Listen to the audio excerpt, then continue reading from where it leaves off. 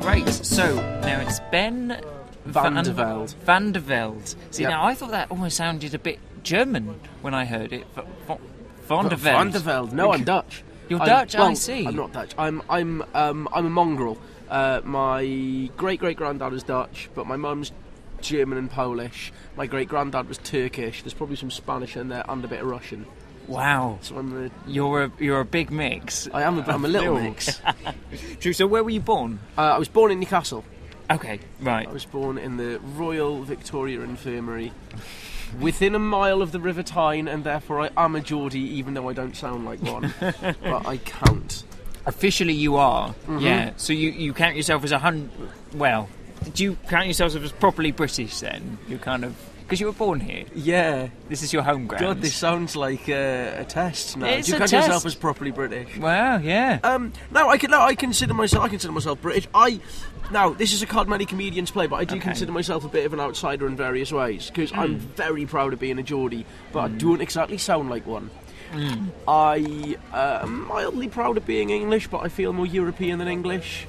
Like, that sounds awful, like it makes me sound like I feel happier in plazas with glasses of Frascati out in the midday sun. But I do, I feel more European than British. I'm also a little Jewish man, but I have neuroses and I like shrugs and stuff like that, but I don't feel that Jewish. So this could sound like a pathetic sort of cry for help, but it's utterly not meant to. But I don't feel like I fit into any of these demographic boxes that I tick. No, okay, and none of them just feel quite right for you. There was all sort of... No, I mean, like, on stage I talk about being Geordie and I talk about being Jewish, but the further north from London I go, the less my Geordie credentials count. The first time I ever did the Gong show at the Manchester Comedy Store, I got gonged off after 2.5 minutes for not being Geordie enough. Really? Uh-huh. Oh my god, and that was quite demoralising, was it? It was kind of... Well, I'm well aware of where I stand in the Geordie pecking order. Well, yeah. Like, I'm from Gosforth, which is the posh bit in Newcastle.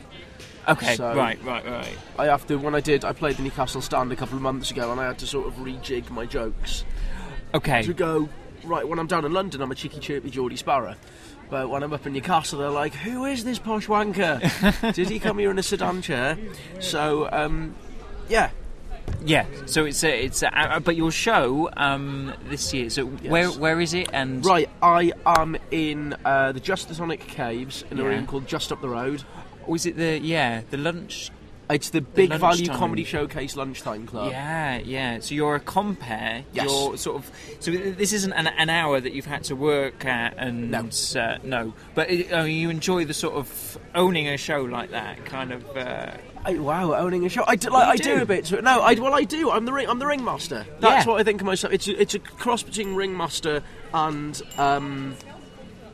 chief audience member. Is what I think of myself. Okay. And a bit of a cheerleader as well. I love comparing. It's how I got into getting good at comedy, and it's still what I'm best at because I just like bouncing off people. My mate Jonathan, who's doing the show with me, says. Like, he takes the piss out of me all the time. Like, if he sees me writing down a set list, he just goes, that's a lot of words for give me a cheer. And it is. Yeah, that's what I have to do. But it's fun. It's like, it's without wanting to do a humble brag, the Big Valley Showcase is reasonably prestigious. Like, people like Sarah Millican and Jim Jeffries and Jason Manford did it in the past, so it's a big deal. Yeah. But I've got loads of mates who are doing their first hour, and that's the real big deal. Yeah. Like, I'm essentially just titting about for 20 minutes a day and making sure the room's nice for my 3 mates I'm doing it with.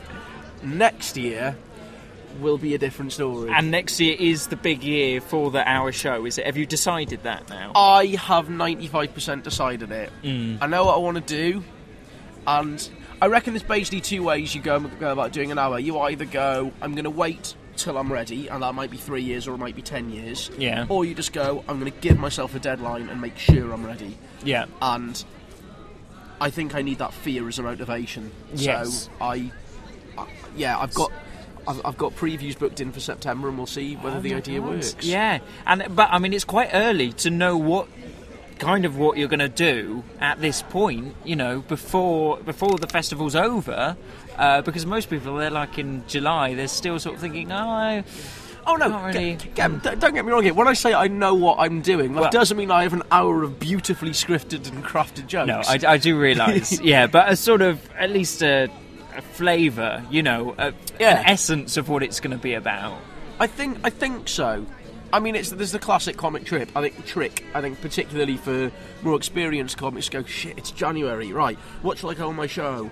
Ben Van Der Velde's Biscuit Paradise. And then you've got 8 months, and if it ends up being about biscuits, wonderful. But if you end up having one joke about biscuits and the other 59 minutes of in-depth topical humour, then that's fine. No one cares. No one gives a shit. But I've got an idea for a show, and I think it's a good one, because not that this is a bad thing, but a lot of people's first hour is sort of a hello, this is me. And I don't think my life story's that interesting. I think I'm thoroughly engaging company and with 4 stars. but I wouldn't want to listen to me talking about my life, because it's, you know, relatively comfortable, relatively nice upbringing. My parents have had the good grace not to die, which is very nice of them, but doesn't mean I have any pathos to plug into to get an award. So I've got a project that I want to do that I think has a lot of potential in it to be quite funny.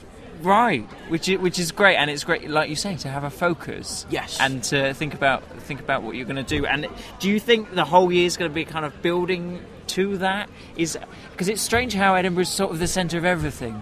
It's good. Well, there's a few nationalities. Some people say it's sort of, well, September the 1st is January the 1st for comedians. Yeah. And this is like the build-up to Christmas and Christmas time.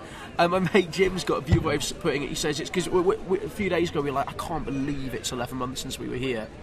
And Jim was like, yeah, it's almost like you fall asleep and then wake up a year later as a better comedian. Because it's also like comedy boot camp. It is. It's the centre of the year for a lot of comedians, and particularly for newer ones like myself. You've got this dual priority of, I want to make my 20 minutes bulletproof. I want to get known more and more as a really great compere. I want to continue making a living out of comedy, but at the same time, I want to create this hour which will be fun and be good and something I'm proud of, and all the nice little career bullshit that goes with it. But yeah, my next 11 months are going to be focused on it, and I look forward to it. Like Jim, who I was talking about as well, Jim Campbell, 9-year-old man, 7 o'clock at the Underbelly, my top tip. He says doing his show this year has been like doing a dissertation, and that appeals to the academic in me. Yeah. But I like the idea of, you know, my spare room in my house is being covered with different coloured post-it notes and strings going across from one to the other. It's going to be a bit like Wire in the Blood, where they try and solve a murder. So yeah, I look forward to sort of having a theme and I'm going to be doing research. Oh, actual like audience research in terms of like asking people things, or academic research in terms of journals and academic research. God. Well, I'm going to go out. I probably won't say what I'm going to do, but like that's all right. I have an adventure planned that will hopefully work. But I want to do research to have some funny jokes to talk about. But also, if my adventure falls flat on its face, then go, this is a show about research. No one needs to know about this adventure. So yeah, and I look forward to getting obsessed by something. Like I'm a big music lover, and I like it when a musician's gone, oh well, I've really been getting into the art of Willem de Kooning. That was far too smart arse. But you know, I've gone like, I've really been getting into that, or I've really been getting into German architecture, or I've really been getting into listening to Chaffinch's singing. And I like that. I like a comedian going, right, I'm going to get obsessed about bourbon biscuits. Okay, right. I am going to do a biscuit show now. Of course. Yeah. Hopefully you will, because yes. I feel like that I've given something to the comedy community, and you, obviously. Thank you so much for coming. My pleasure. And plug for your show. Yes. Where is? So my show is called the Big Valley Comedy Showcase. It's the lunchtime club. We're on at 12:30 at just up the road, at just the Tonic Caves on Cowgate, and it's only like a £5. And you're going to see loads of comedians as well. You know, it's not just one. Yeah. It's me, 3 other brilliant new comedians who are like, we've had 6 really good shows. They're proper piss funny. And if you come along, we give you free back rub afterwards. And that's a promise. And a threat. Yeah.